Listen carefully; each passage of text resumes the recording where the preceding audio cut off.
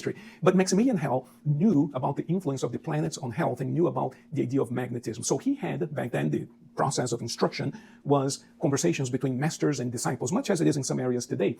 So he had a pupil, a disciple, a student called Anton Mesmer, Franz Anton Mesmer. And Mesmer was a medical doctor. He graduated in 1766 from the University of Vienna as a medical doctor. And I say this because some people think that Mesmer was a loser.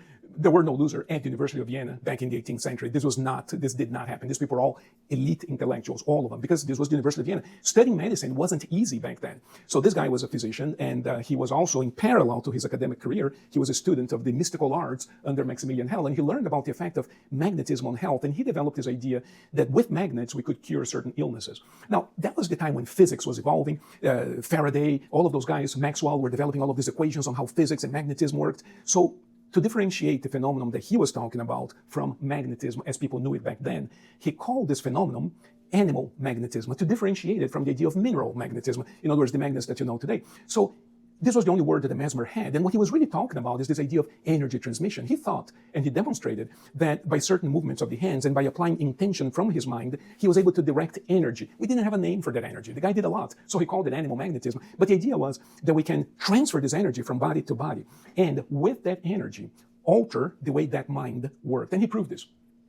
But of course, he wanted the patent. He was from Austria, and he was working in France. And he was a foreigner, basically, and he sort of discovered something that was changing the course of humanity, because back then, you got to remember, medicine back then was nothing like you know of today. They didn't have stethoscopes. The first tool the medicine developed is the stethoscope. That didn't come until 1843. René Laennec, a French physician, developed the stethoscope. Does anybody know how he came up with the idea of the stethoscope? I love this story, and students always get a chuckle out of it. He was a physician, but he was very short, overweight, and he was very shy around the ladies.